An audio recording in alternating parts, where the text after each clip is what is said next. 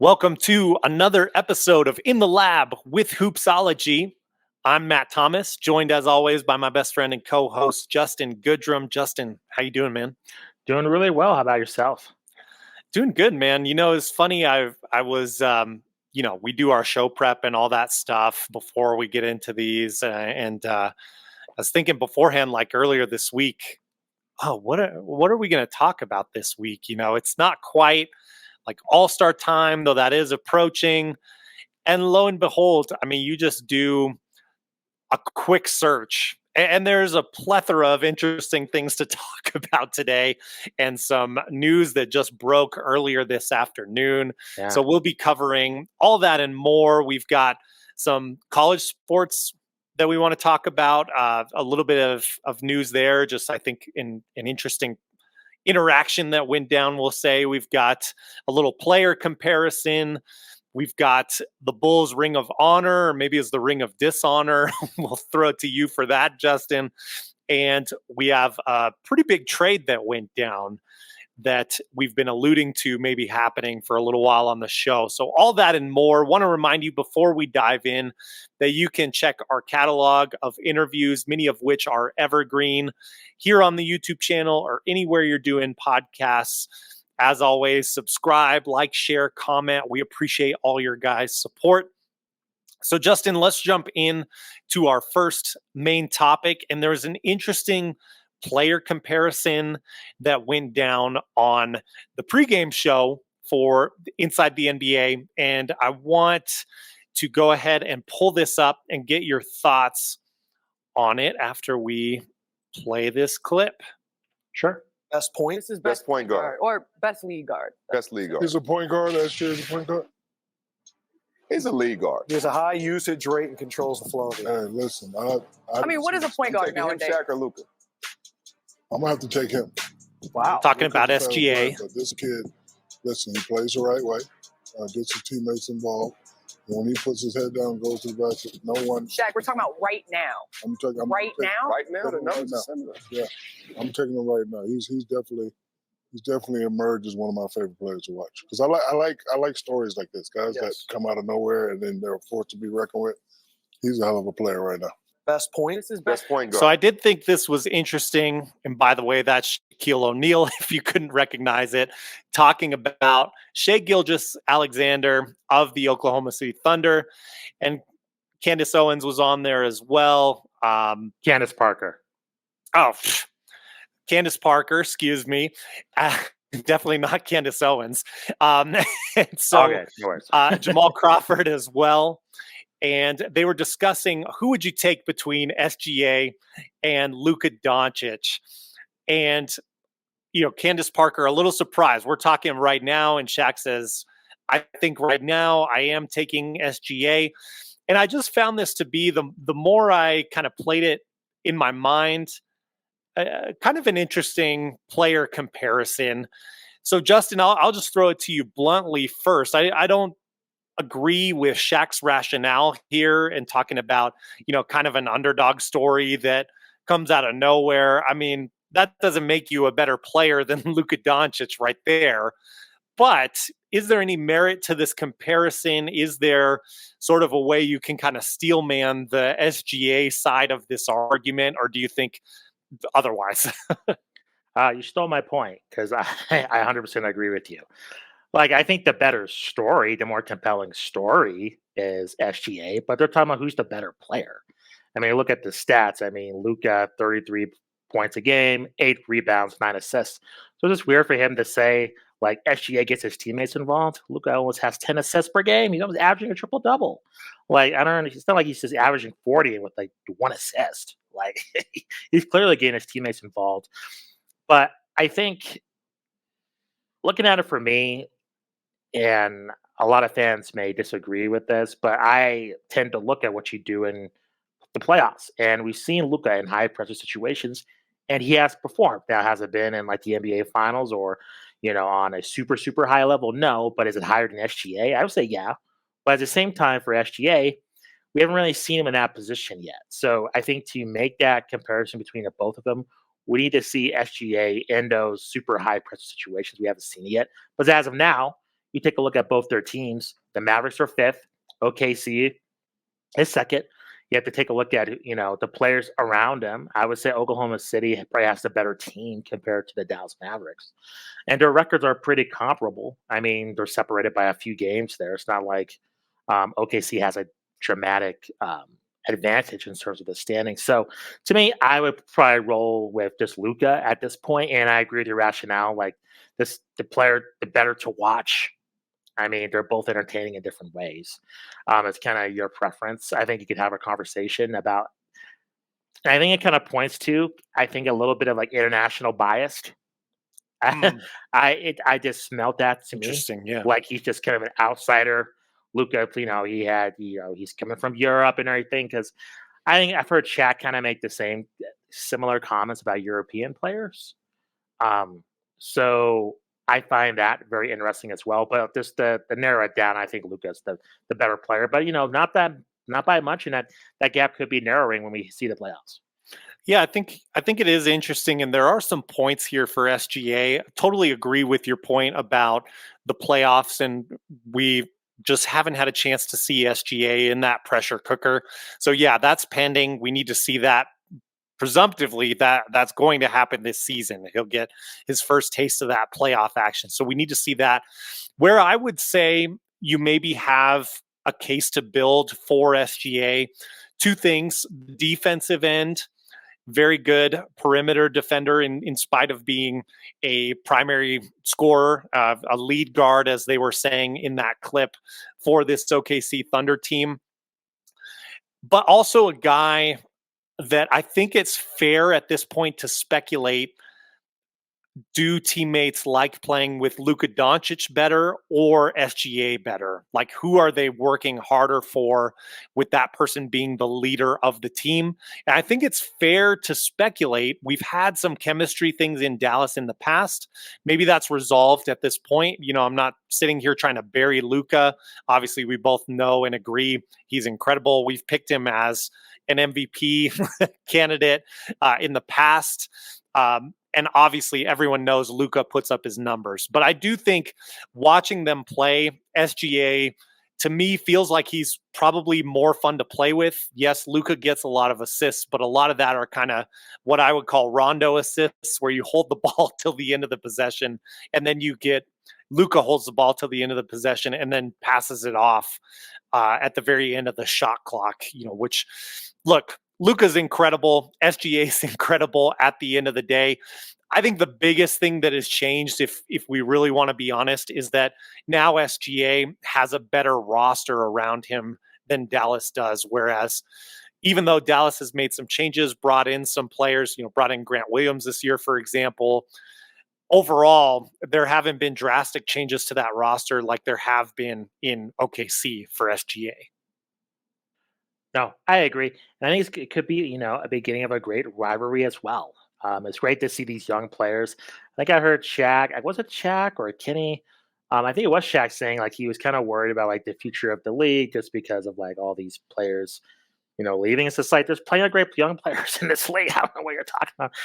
Even Charles is like, that's the evolution of sports. Like people retired and people rise up and take their place. So I think this is just a good example of the future of the league is in healthy hands for sure. A lot of talent in the league. Common theme of our show for sure. Can't argue with that. Next, SGA, just to kind of update on a story. Speaking of that deep roster, it does look like the roster is going to be staying a little more intact than we maybe would have thought about a month ago. And what I mean by that is updating on a story that we've covered previously on this show. Just wanted to let you guys know that it came out today. Josh Giddey will not face criminal charges after investigation into alleged underage relationship per TMZ. Take that with a grain of salt if you want, but they have broken stories before. So the case is closed. Basically, kind of where we left off, seemed like charges might not be pressed, even if there is guilt in that situation. Who's to say? These are allegations. So, I don't want to go speak out of line or anything, but we can now say it's safe to assume he will be around for this season. I want to move next, Justin, to your neck of the woods, at least in terms of basketball fandom, and that is to talk about the Ring of Honor that went down earlier this week in Chicago. Everyone, well, not everyone, but a lot of people that grew up, especially in our generation, loved the 90s Bulls, even if you weren't a Bulls fan. I mean, Michael Jordan was just iconic. Of course, the 6 titles. This feels like, leading into it, it's going to be a big deal to have this Ring of Honor in Chicago, bringing all these greats together. Well, there are a couple problems with this. For one thing, there's a situation of booing towards the deceased Jerry Krause. His widow was there to accept kind of the honor for him. You can watch that clip if you want. It's rough to watch. I don't recommend it. We're not going to play it here. And then you have the issue also of many of these Bulls that were instrumental to the Ring of Honor not being there. And I want to play just a little clip here from Charles Barkley's reaction to this, again, going back to Inside the NBA. I won't play the full thing, but we'll just play a little bit of this to hear that. I want to be very careful here because, Chicago, I love that city, but what happened in Chicago the other night was a disgrace. It was a flat-out disgrace. The booing of Jerry Krause, late Jerry Krause. The booing and having his wife cry like that was wrong on so many levels. Michael and Scotty and Dennis not showing up, that was wrong. It was a complete disgrace to the legacy of the Chicago Bulls. They've always been a great, great organization, but for that thing to go down like that, not to have the greatest player in your organization there and won 6 championships, and Dennis and Scotty, and first of all, I don't even know why you would put 100 guys in the Ring of Honor anyway. That's just stupid. But what those fans did to Mrs. Krause, that was not cool, and they owe that lady, everybody involved that owe that lady an apology. All right, so that's a clip from Inside the NBA there. And of course, if you watch the show, Justin is an avid Bulls fan. So I want to give you the floor, Justin. What were your thoughts seeing all this go down? Yeah, so apologies if I'm talking for a bit here, but I have a ton of thoughts. First, just about the Ring of Honor concept. So take a look at the Chicago Bulls. If you're a fan of 90s basketball, you know that the eras are pretty much cut in half, right? You have I would say maybe in 3 eras. So you have like the 80s teams, which they did not win the championship. You have the first three-peat, and you have the second three-peat. So to me, inducting, if I am, correct me if I'm wrong, Matt, they inducted one team into this Ring of Honor. So I find that pretty baffling, to be honest, because to me, just to make it easier with all these guys, you induct eras. You just the second three-peat, the first three-peat, and then maybe the earlier Jordan years. And those are a lot of guys in there. Now, I will say with Rodman, Scotty, and Jordan, the weather was terrible. I know Dennis was planning on being there. I know with Dennis also, there was a lot of just, I don't know, you can kind of look this up and go into the rabbit hole, but there were some issues with him and the United Center. I think those were pretty much squashed in terms of any beef or any kind of weirdness of him being there because he was at the United Center for a wrestling event. And it's kind of weird because it was for wrestling, but he was talking more about his relationship with the fans. It's kind of like a good, therapy session just for him just to be back in the United Center. So I know he was looking forward to it, my guess. So I would say in terms of Scotty, Jordan, and Rodman, I would blame weather and I would blame just the logistics of Chicago doing this, not them, in my opinion. Well, Jordan had a recorded message, right? He did, correct. But to me, it's one of those things, if they were to take this super serious, I personally think you just do it like in the preseason and you just plan it out to make sure that everybody's there. Right. That's how I would do it. And then also with like it's one of those things too. Like, do you want to have Jordan and Scotty? Like these guys are busy. Induct them 3 times. Like I don't. It's just peculiar to me. I just to do eras is weird. Just do players. Just hey, Jordan goes in, give them their own night. So just the way they planned it out was, I think, poor on the Bulls organization part.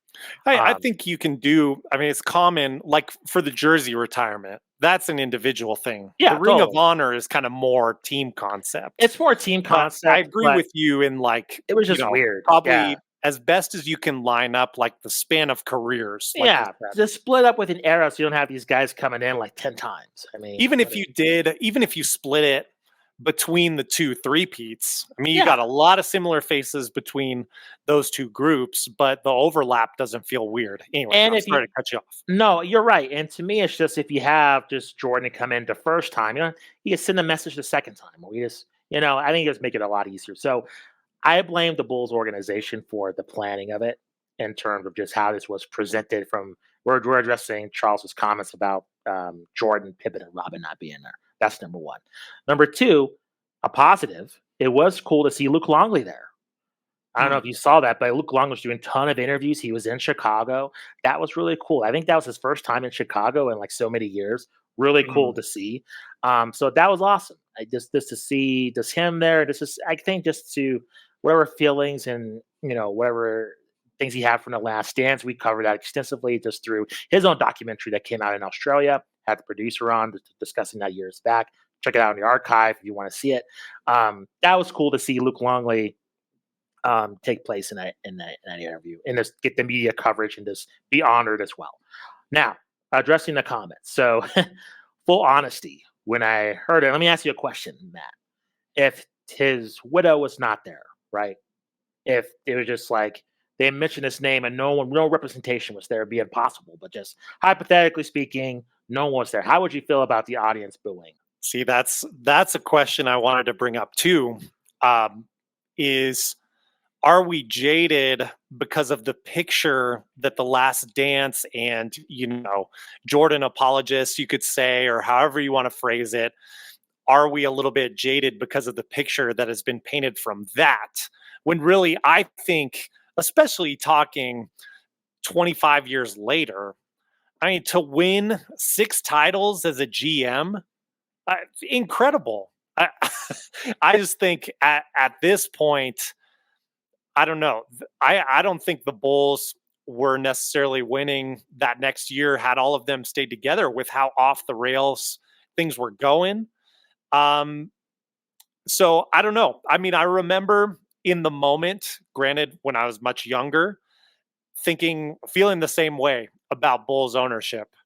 And was kind of like a reason. I mean, for one thing, I don't have ties to the area of Chicago, but was kind of a thing that was like, oh, I could never be a Bulls fan and see that. But then you go back and look at it now you're our age and you see how iconic that franchise still is, how you kind of feel when you see that Bulls logo having grown up through that era, at least for me personally speaking. I mean, I would hope that I would feel gratitude for that at this point. But clearly that is not the case for a lot of people. A lot of people disagree with that. Let me read you this passage. Now, a lot of people kind of may knock the source, but I think what I'm going to read to you comes from confirmed sources. So this is from Wikipedia, but I think this is pretty much public knowledge. So Krause, and it's about Jerry Krause. Jerry Krause and head coach Phil Jackson have been friends for years. But the relationship was, in Phil Jackson's opinion, shattered in the early 90s after Chicago Tribune reporter Sam Smith published a book about the 1991 title team. I'll just move on. After contentious negotiations between Phil Jackson and the Bulls in that same period, Jackson was signed for the 1997-98 season only. Krause announced the signing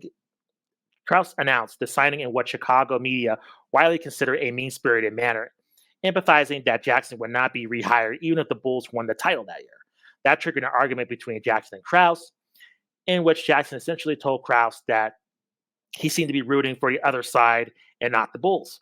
At that point, Krause told Jackson, quote, "I don't care if it's an 82-0 season, you're effing gone." Krause was widely quoted as saying players and coaches don't win championships Organizations win championships. The statement particularly offended Michael Jordan, and it has for years. However, Krause said that original phrasing was that players and coaches don't win championships. Organizations win championships. So there is a lot of bad blood here between the players, the fan base, and Krause. And I have to admit, when I first heard about this, before hearing about Krause's widow, I had the feelings of my initial reaction was good that they booed him. Being honest, without seeing the video, without seeing anything, I understand those feelings. However, like you're saying, Matt, number one, you have to value what he brought to that organization. Number two, it was about that team, so they won the title. So to me, it's just like, why are you booing him? It's not. To me, it's just full stop. You don't boo the widow, right? No, but let me. But get to the point. I think in terms of his widow being there, the trauma on her face, I think for Bulls fans to let their emotions about a basketball game and about their own feelings about the just their nostalgia memories, I think compared to just having empathy for somebody, for a widow there grieving their loved one, I think was absolutely despicable. And I get the feeling his life's work, which is greater than almost everyone who's done that job. Almost everyone. And you see that his widow is there, and to boo in that situation, I think is time and place. I mean, if you want to just talk about destroys, his legacy or whatever on sports talk radio, podcast, have at it, whatever. But in terms of that situation, I think a lot of empathy is required in that situation. I think they failed in that regard. And I think that goes to Julia Poe's point. She was, we had her on the show, reporter for the Chicago Tribune. This speaks to what she was talking about in terms of, I think, that town and not being able to fully move on from that era. And partly I don't blame, partly I understand those feelings, because that era was not, I think it was a highly unusual era in sports, because I would say compared to the Patriots, compared to other eras in other sports, that Bulls era really was the catalyst of the NBA to now, in my opinion. I think. So overall, I think it was a disgraceful situation for the fans to do. I just think the loved ones there, come on, don't boo. And to me, I've seen this situation pop up. People might get mad for me mentioning this, but pop up in wrestling too, just in terms of the performers having very shady past, but that their loved ones are there honoring them in the Hall of Fame. And I just think, out of respect, you clap, and I think the boo when the person's there, I just think it's just time and place. Time and place. I mean, it's not that serious. The loved one is there. Just have a little bit of respect there and move on, in my opinion. Yeah. Well, and when you look at other franchises and what they've not been able to accomplish, not nearly as much. I mean, some teams don't have a championship. Some teams, like the Houston Rockets have 2 titles. And been, maybe close a couple other times, but it's so rare to win that. It comes across as also very spoiled as a fan base. I mean, I think everyone agrees across the board. You don't boo the widow and all that is very elementary stuff, but it also comes across as kind of a little bit spoiled. And you know what? There are tons, and that's true. You should have high expectations, no doubt. But I think there are so many hot heads in sports that even that quote about Jerry Krause, I mean, yes, it's fueled with ego, and they mentioned that a lot in The Last Dance as well. Competitive sports is all about egos competing, and that happens in the executive level as well as down on the court too. And I think the Bulls are an example of that. I think the spirit that Michael Jordan created in that franchise is also a part of that, and a big part of their greatness, of course, is that ego and that just willingness to compete and prove yourself the best over everyone around you. Yeah. No, agreed. And I think it's privileged as well. And it's of a fan base that you just respect the team that was put together. And that includes Reinsdorf and that includes Krause. And despite those feelings, if they weren't there, would those titles be there? I don't think so. Despite how much I feel about them, and trust me, I felt that way as a kid, not really understanding about ownership and management and just how things worked. I just knew they broke up my favorite team, and I was angry about it, and still had a lot of hard feelings. And that's why those feelings, when I read that on Twitter, it was just like my initial reaction was like, good. But then I think you have to be sensible about, hey, what's the situation here? Why are they being honored? And that's having respect. And you're right. It is from a situation of privilege. 1,000%. Absolutely. It's totally was a privilege and spoiled response. You're right. Easily. Yeah. It's also a chance to celebrate just how awesome your own franchise is. Yeah. That is then like flipped on its head. And now you have people talking like, oh, you guys are worse than the New York and Boston fan bases and things like that, all because of this incident, which I think is that's ridiculous. Gross overgeneralization. I agree. But come on. Point being that this Ring of Honor thing becomes a huge negative rather than what should have been celebrating one of the most awesome dynasties, if not the most, in basketball history. It's going to stick to them. Like, this is a black mark for the organization, and the fans made that happen, in my opinion. Because to me, I saw other responses too, like, the organization should have prepped for this better. What did you expect? I don't blame them in that regard. Like, they're putting the event together. But I just think, in terms of how they just set this up in terms of eras, I think that should have been handled a little bit better. But this would hurt the Bulls fans a lot. That this is going to be something that's going to stick with them. And we're in a society that, we're in a microwave society. We forget things, but I have a feeling this is not going to leave them. And I think, when there's going to be somebody honored, this is going to come back up. You're going to see it in like top 10 lists of like worst fan behavior. This will be on that list easily. Yeah. I mean, the incident with the widow in itself is pretty brutal just to see, especially when you see just that short video clip and then you see, her kind of weeping and everything. My heart goes out to her. Any other thoughts on Chicago? I just think overall, like Julia said, she really put some thoughts in my mind when we were talking to her. Like, just to move on. Like, it's cool to celebrate the nostalgia and just like the history, but also, and I think at least the fans have done a good job as coming to the games, still having great crowds. Like, I watch on League Pass, like even if the Bulls are mediocre, how I feel about trading guys, whatever. The fans always show up and they want to cheer for their team, and just continue to do that and not just, be fueled by just negative energy. And that's hard. I get it. I get the feelings. And to me, it's just like time and place. Like, you watch The Last Dance, have at it. Have at it in terms of bashing management, watch any documentary about the Bulls, sure. But I just think in terms of like honoring, just be grateful about what happens. Because you're right. A lot of franchises don't have a championship.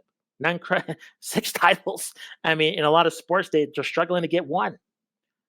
I mean, look at the Buffalo Bills. I think a lot never do. Oh man, yeah. The Bills. I mean, they won this. I mean, they're struggling. Look at the '90s and look at the heartbreak recently. I mean, look at even like the Cowboys have 5 titles, but look at this. I mean, I despise the Dallas Cowboys, but as an adult, I feel sorry for them. And look at the heartbreaking ways they've lost. And look with the Bulls, 6 championships. Savor it when you have it, because it goes away so fast. I was very young. I mean, I'm grateful I was alive when the Rockets won their titles, but it was a long time ago as well. And I mean, thankfully, they've been a competitive franchise. But yeah, to your point, you just never know when you're going to get lucky with that stuff and not. My last thing to say about this, and then we can move on, or if you have more, of course, go for it. But whenever you do this, whether it's preseason, as you mentioned, or during the season, I just feel like you make sure Michael Jordan can be there, like exactly. Period. Even if you need to postpone it, I just feel like something like this. I mean, I know Michael Jordan and Scottie Pippen, given all that's going on between them, they probably can't be in the same room together. There's so much beef between them, unfortunately. There is. But if you can get like MJ and Phil Jackson out there, I think you need those two to be there, and then let the chips fall where they may. Hopefully you can get obviously as many people as possible. Yeah. But first call is MJ, what's your schedule? When can we do this Easily. Ring of Honor? Agreed. No. And if it's inclement weather, maybe we're able to postpone that. I don't know. Yeah. No. Just it's unfortunate that it went that way too, because it should be a big celebration. It's something me, even not being a Bulls fan, I just would like to see that be a big thing, because I have positive memories just of the basketball history implications of that. It's a black mark for sure. It sucks, and I think I saw a video too, talking. Hopefully, I'm trying to get them on as a guest, because I think their thoughts were really interesting. He does more political stuff too, but he was saying that The Last Dance maybe reveled up a lot more negative energy towards management too. That might be a contributor. I agree with that. And I would love to dive into that too, because that documentary is kind of, I don't know. I think the time that it came had a lot more just it listened to collective consciousness of society. I think compared to a documentary like, it's different, but like the O.J. Simpson documentary. I don't know if you remember that when that came out.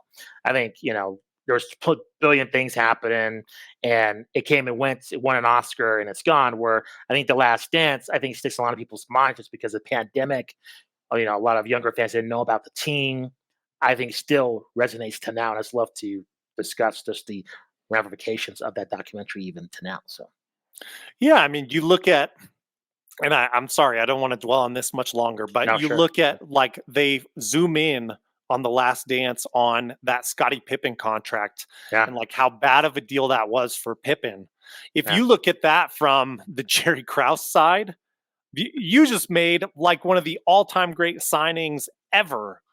And yeah, that's unfortunate for Scottie Pippen, but that's kind of the twist of looking at it from the management end too, is that you just stacked your team and left yourself so much flexibility to win all these titles, and the results are there.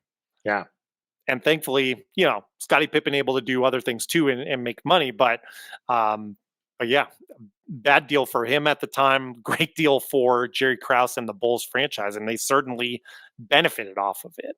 Yeah. But it's a complicated thing. And I think the same thing applies when you're looking at what you just mentioned with management versus the players and that perspective.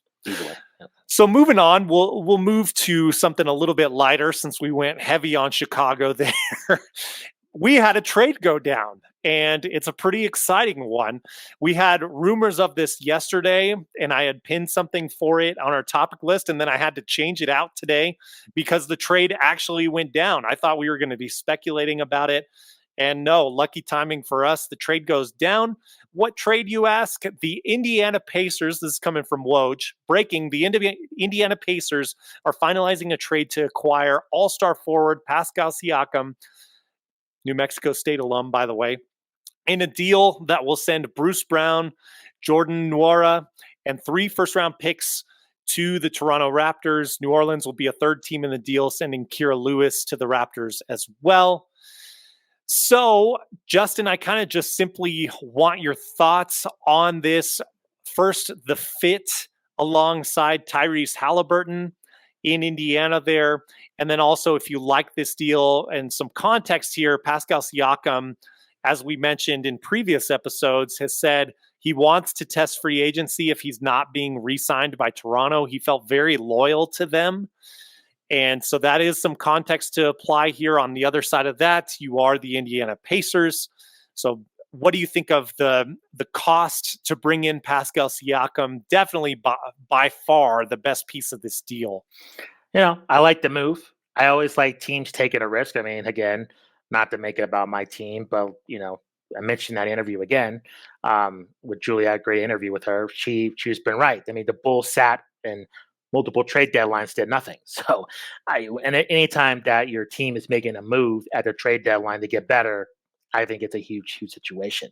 And just some foreshadowing, I don't want to jinx anything, but we might have some insider information about this trade and about how it's going to affect Indiana in the coming weeks. So stay tuned for about that. Hopefully, I'm not jinxing anything. But I think this is great for Indiana. I think, former guest of the show, Corey Weldon. I think he's very pumped up about this. I think it's a huge positive for Indiana. I get the price, but the whole point is trying to win, and I think to improve and trying to attract other free agents to you. If you can't necessarily build through the draft, and I think what Indiana did, I think it's a massive positive. Yep, I agree with all the points you made there. I do think Indiana wins this team by way of getting the better player. There is a risk there that he is sincere and he leaves in free agency, but I think there are some similarities in terms of being like a small market team and a fan base that can be really loyal to you and get behind you when comparing the Pacers to the Raptors. So maybe there's a good chance that it's a bit of a similar environment. Now, certainly very different between Toronto and Indianapolis, but maybe there is this chance that he gets similar vibes and wants to hang in with a diehard fan base like that. In any case, I like taking the risk. And I also will say that I like this move for Toronto as well, coming off an offseason where they just let Fred VanVleet walk. It's good to see them get some assets for Pascal Siakam. I don't know that they'll get equal value for this trade based on those picks. Obviously, that's to be determined. Bruce Brown has a team option for next year, so he does come with a high price tag at the moment. I think he's making like $23 million a year, but it's a team option for next year if they want to clear the books, or they can keep him around if he's a great fit. And then you have a lot you can do, of course, trade-wise and otherwise with those first-round picks. And we know that Masai Ujiri, the Raptors GM, is kind of a trade master. So I like the options that this gives to them in, what is still kind of a rebuilding phase for them, trying to develop and grow Scotty Barnes at the moment. No, it's smart. We've seen rebuilding through picks, how it can prove huge dividends. So like you said, I think for Toronto, even though it's a bummer to lose Pascal at the same time, you have to trust within an organization that, the rebuild will be successful. And I think on the Indiana side, just one last thing, in terms of results that they might get this year, they've desperately needed a wing. So, of course, they get that with this deal.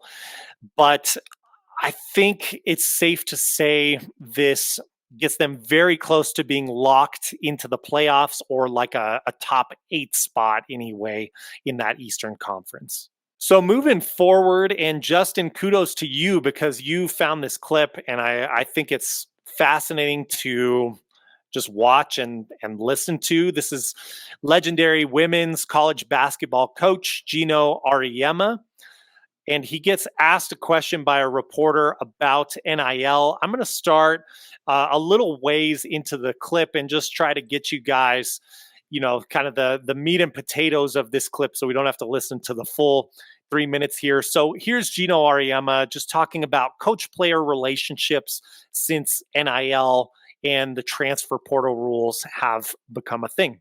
The average coach out there, though, who's not where I am, you can't do your job anymore. And people can say you got to change with the times.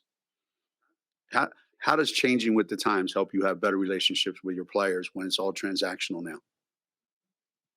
So what kind of relationship can you have with somebody that is telling you, I might be here 1, maybe 2, maybe 3, maybe 4, or I might be at 4 schools in 4 years? And it has nothing to do with the money. Forget the money part. This is about the ability that you can just walk out anytime you want.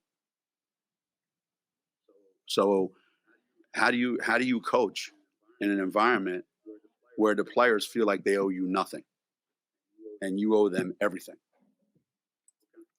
All right. So there's kind of the main, I would say, soundbite from that interview. Interestingly enough, Justin, when you sent it to me, it was from the retweet from Lauren Park. And she says, woo, I still have eligibility left, so I'm going to just save my comments.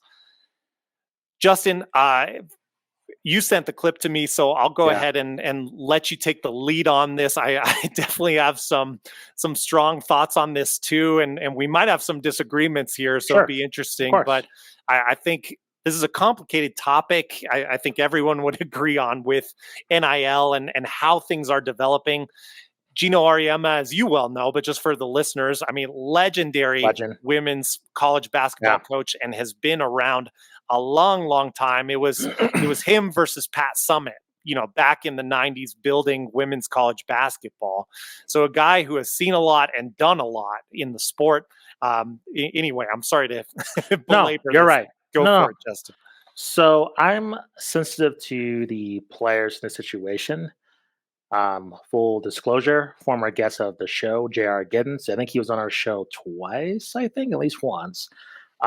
We were a part of the same college class, and we took a class in Mexico. And then I knew of him in terms of just him being a player for the Lobos, but got to understand. I wouldn't call it as friends or anything, but I got to understand where he was coming from a player perspective, and somebody who was a transfer from Kansas. Am I right? That's correct. Okay, That's correct. And a McDonald's All-American, and I think he had to sit out a year before he could. Am I mistaken on that? When he came to New Mexico? I believe he transferred officially towards the end of a season. If I'm not mistaken, and had to sit that out and then start the next year. Gotcha. So he was telling his stories about why he was at Kansas. And I think as fans, we have a thing in our minds of athletes being in a privileged position. They get everything. They get all, the girls, and they get, all the perks and everything. You don't realize the sacrifices that they have to make. And especially within college, where that is a full-time job.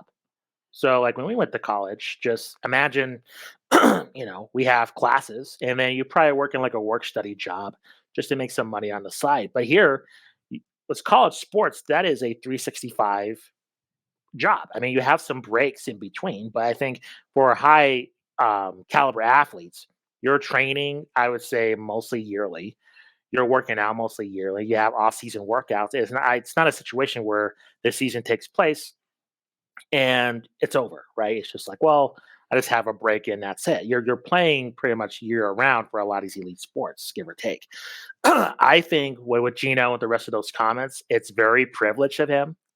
I think it's the power has gone to the players. And personally, I love it because to me, I think it's a situation where players now, when they get to a situation where we've seen coaches be abusive and talk to their players in any kind of way, they're not going to take it anymore. You know what? If you're a top recruit and you're going to talk to them in any kind of way, I'm transferring. See ya. Goodbye. And you better treat them right, or else they are going to leave. And I understand and this goes to how coaching should be, right? Hard ass versus compassionate. But at the same time, seeing the players have this type of power and seeing them also have it to where they can make money and capitalize on this whole thing about amateurism and just players should just be grateful for education. I just think it's ridiculous. I really do. If you, from a math standpoint, let's just say a scholarship for a major school, isn't that probably around $30,000 per semester or something like that for an elite school? Depends on the school. Depends on the school, but if we're talking just USC or UCLA or that's going to be more like $50,000. There you go. So let's just call it 50. Do the math. 50 times 4. Figure it out. That's still lower than what the television networks, what the organizations making off even a Caitlin Clark. Caitlin Clark should be paid millions and millions of dollars. She's not. If you take a look at how much attention she brought to not only the network ESPN, Iowa, the fans that were drawn to that game that was played, I think in Nebraska. I don't know if you saw that. It was kind of at the highest attended women's basketball game ever. That's because of Caitlin Clark. I don't understand the difference. And to label it as, well, she's a college athlete is bogus.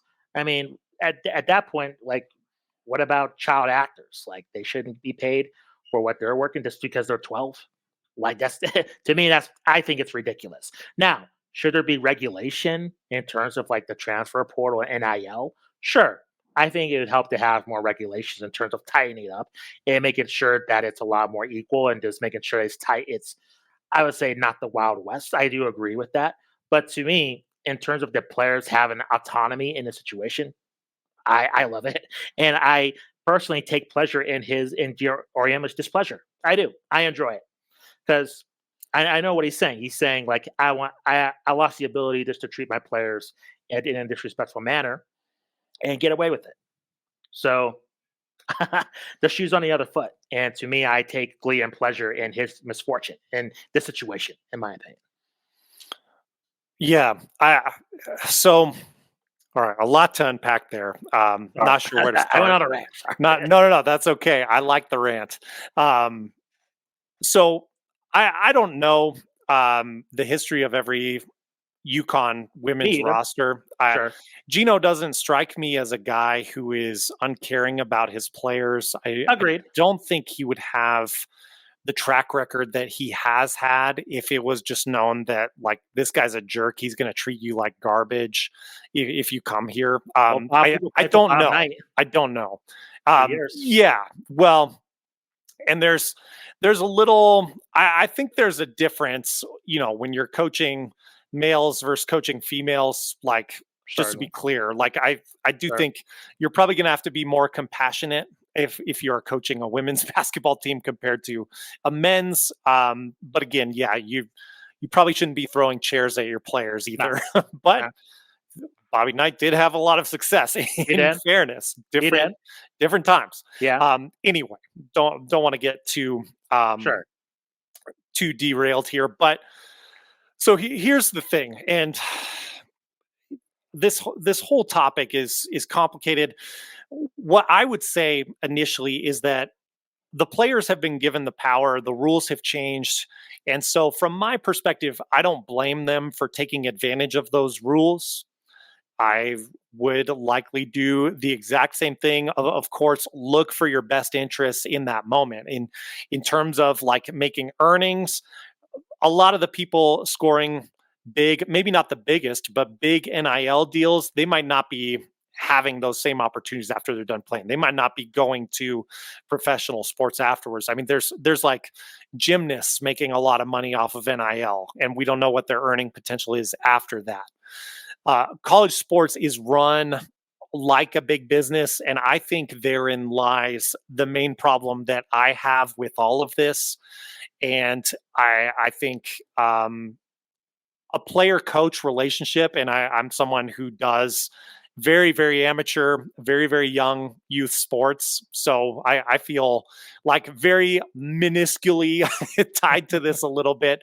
But a player-coach relationship should be special and should be something where both get to learn and grow from that experience. And we don't see that with controlling coaches. That's not beneficial to the player side. It's kind of like a spectrum.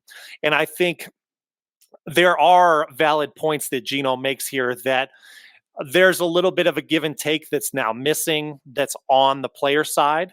And certainly a lot of people, I mean, you read the comments from this video, I would say the vast majority of people feel that the players, they're happy for the players having all the cards there. What I will say, to try to keep it as objectively as I can, if I'm just looking at this as like a college sports fan, like, hey, I just want to turn on the Lobos game on Saturday and see what's going on, I do think the rules are bad for the product that's out there on the court, the narratives that are being built. I'll take a women's basketball, for example.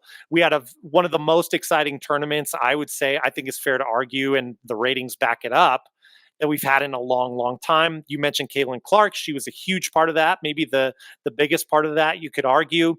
Another big part was in the title game. Angel Reese was there on a stacked LSU team.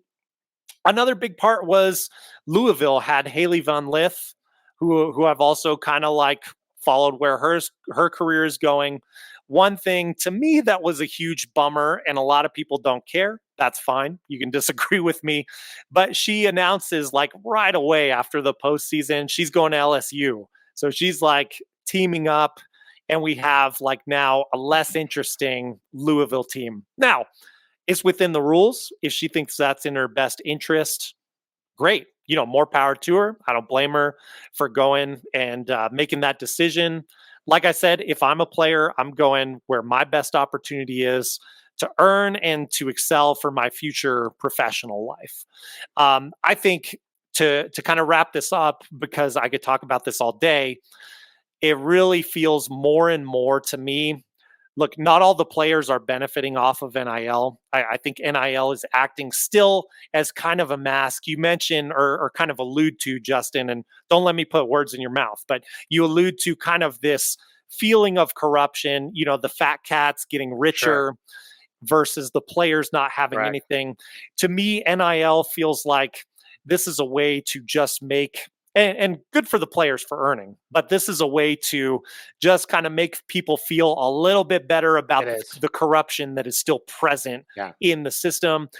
Now, it won't happen. My suggestion would be we need to have a minor league, and maybe in some way it can be like loosely tied to the school somehow. Maybe you can have the athletic department be like its own professional organization tied away from education.